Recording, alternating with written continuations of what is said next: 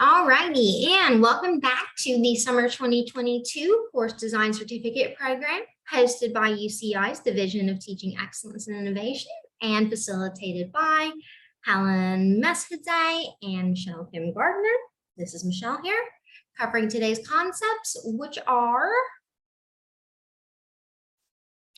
assessment, including classroom assessment techniques, general course policies, and ungrading. So we're going to start off with assessment. Now, what is it that you all think of when you think assessment?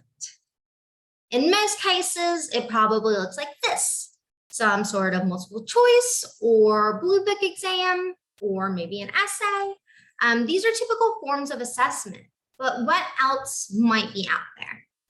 What about a minute paper, where it's a type of essay that is done in just a minute, where students are given a topic to write about after a section is completed in class or at the end of a lecture period. An advantage of such is that they provide manageable amounts of timely and useful feedback, or a muddiest point reflection, where the guiding question might be, what was the most confusing concept that we discussed today?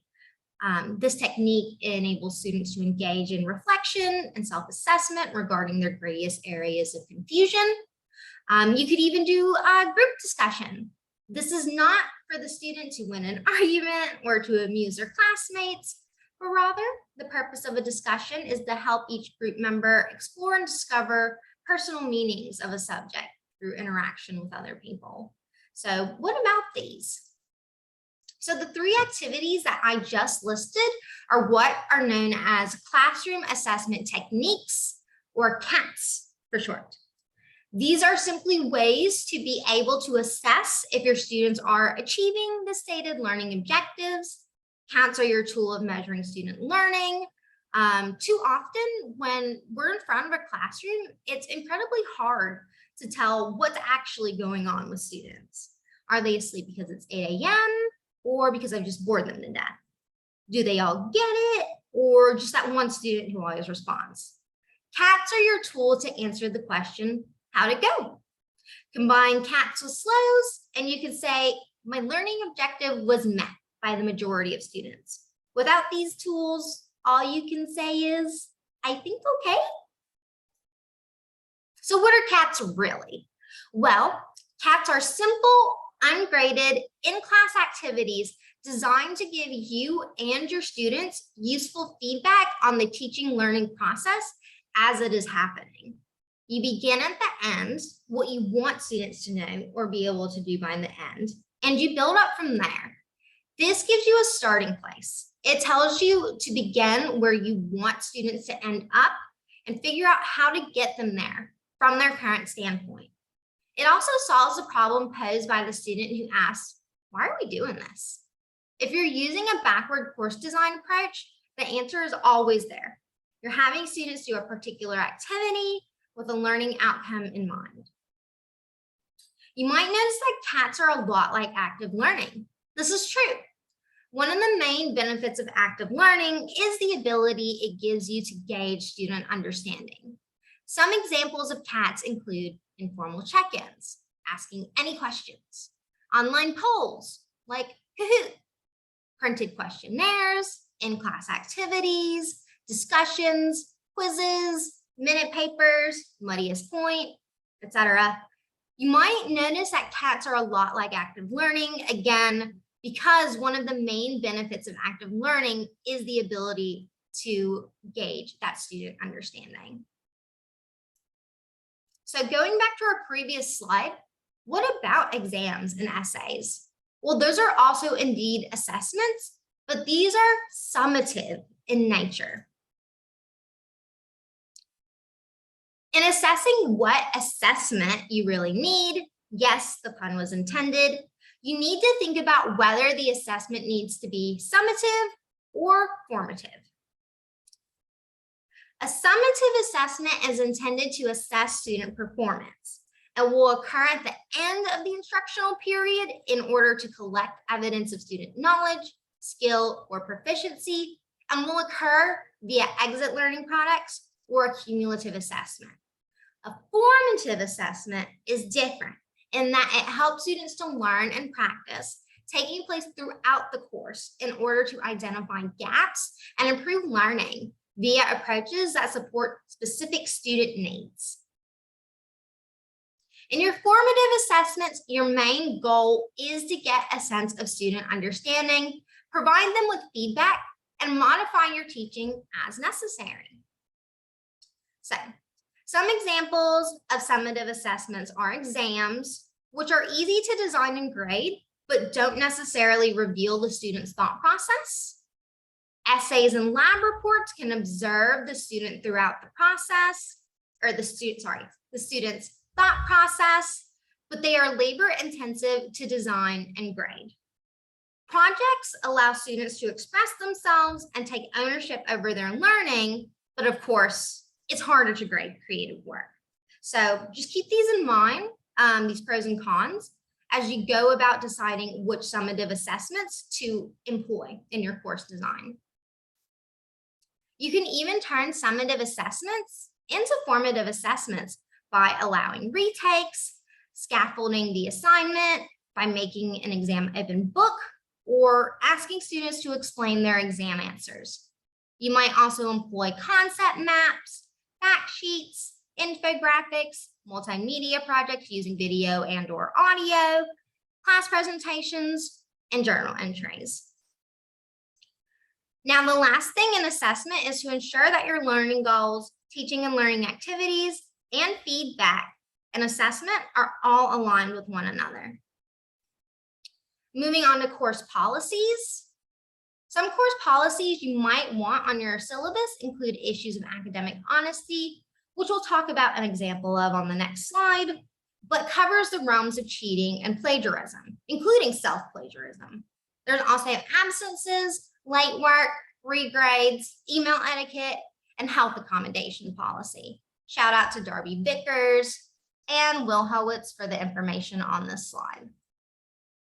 UCI's academic integrity policy can be found on the Office of Academic Integrity and Student Conduct's website, and it reads, academic misconduct in its most basic form is gaining or attempting to gain a grade, degree, or other academic accomplishment by any means other than through your own work. The formal policy states no student shall engage in any activity that involves attempting to receive a grade by means other than honest effort and shall not aid another student who is attempting to do so. Feel free to implement this quote or simply keep this information in mind as you address this course policy on your own syllabus. As for late work and regrade policy, here is an example from Helen's course. Her late policy is that all perusal annotations, weekly summaries, and journal entries will be accepted 24 hours late without penalty. She goes on to stipulate that students contact her no later than 24 hours past the due date if in need of an extension for any of the assignments. Otherwise, all late assignments will be deducted 10% for each day they are late beyond the 24-hour grace period, and that regrades will only be considered for journal entries and the final paper. Any student wishing to have an assignment regrade must submit a half-page explanation within 72 hours of receiving the grade. So this is from UCI's Teach Anywhere blog, and it reflects campus policies and procedures for spring quarter 2022, but it's also good standard language that can be included in your syllabus for health accommodations policy. So let's face it, we are still in a pandemic, whether or not the university wants us masking or not. In any case, language on class attendance might state that attending class meetings is important. However, if you think that you might have a contagious illness, COVID-19 or anything else, please do not attend class. Information about how to deal with absences can be found in the syllabus, and then you can provide a link to the appropriate place. For students, when they come to class, you could stipulate that they must have completed the daily symptom check and/or they must comply with UCI's executive directive on face coverings.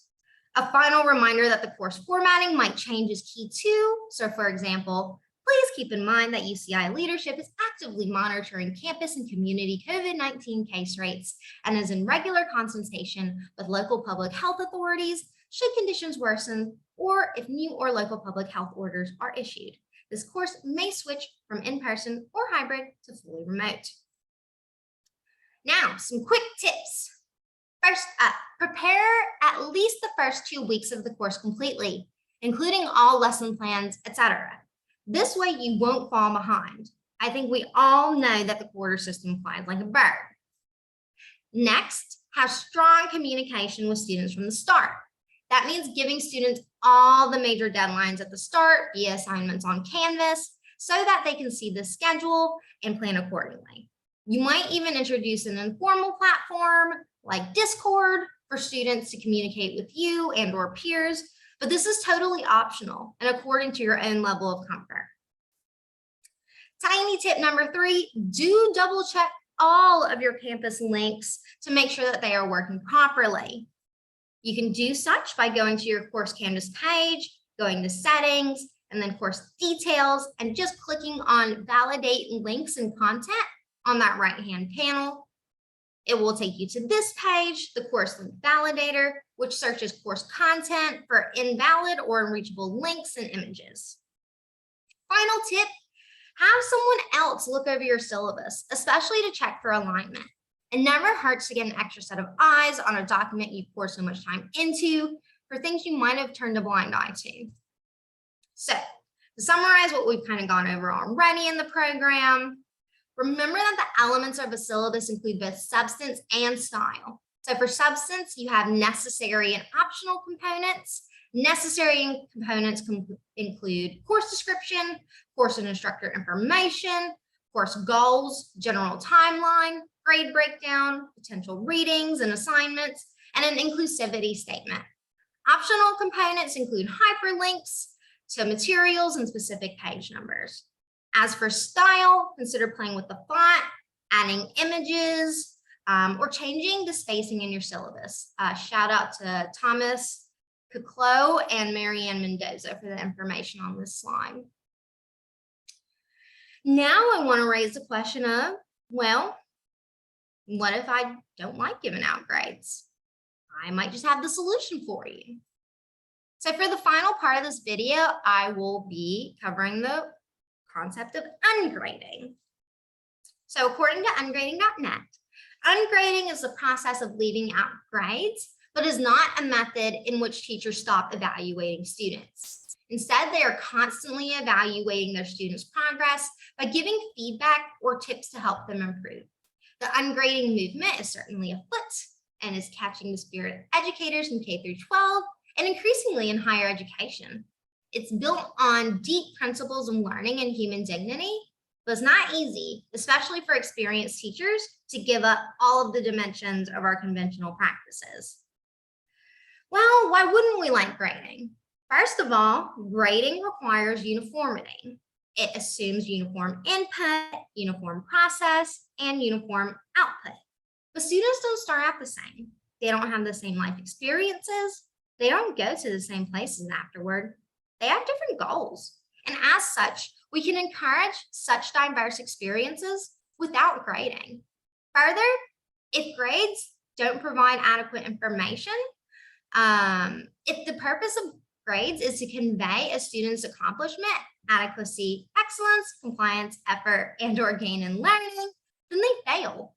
Is a student who enters already knowing a lot and continues to demonstrate knowledge at a high level, but then misses an assignment because of a roommate's attempted suicide and ends up with a B+, the same as someone who begins knowing nothing, works really hard, follows all the rules, does quite well, and ends up with a B+? What information is conveyed? What about someone who loves biology and excels in those classes, but who loves history, bombs in history classes, and ends up with a 3.0 GPA? Compared to someone who muddles through every class and has a similar GPA, yet with no passion, excellent, or highs or lows, what do we learn from the GPA? What does a course grade mean? And finally, grades don't truly motivate students.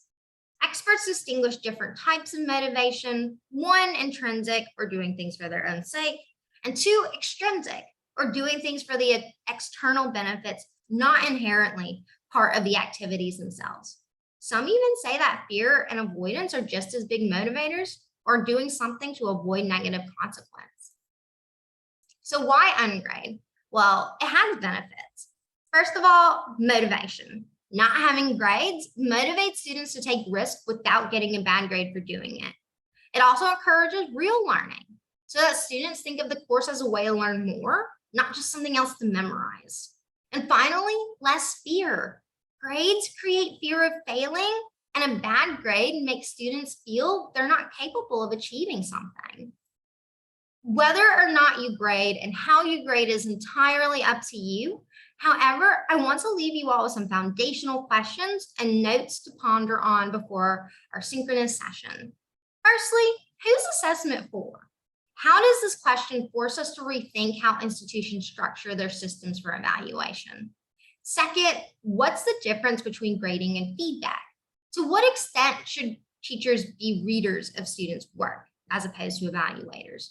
Third, why do we grade? How does it feel to be graded? What do we want grading to do or not do in our classes for students or teachers? And finally, what would happen if we didn't grade? What would be the benefits? What issues would this raise for students and or teachers? And finally, I'm going to close out by telling you that you do have some homework. Prior to our next meeting, please try to assuage any fears you might have about ungrading by reading Ungrading, an FAQ by Jesse Stommel, since we'll be discussing it as a group. While reading, think about whether or not this practice would work in the course you're currently designing. And if so, how would you implement it? And if it wouldn't, why not? Well, that's all for video number 3. And I look forward to seeing all of your little Zoom faces in our next synchronous session.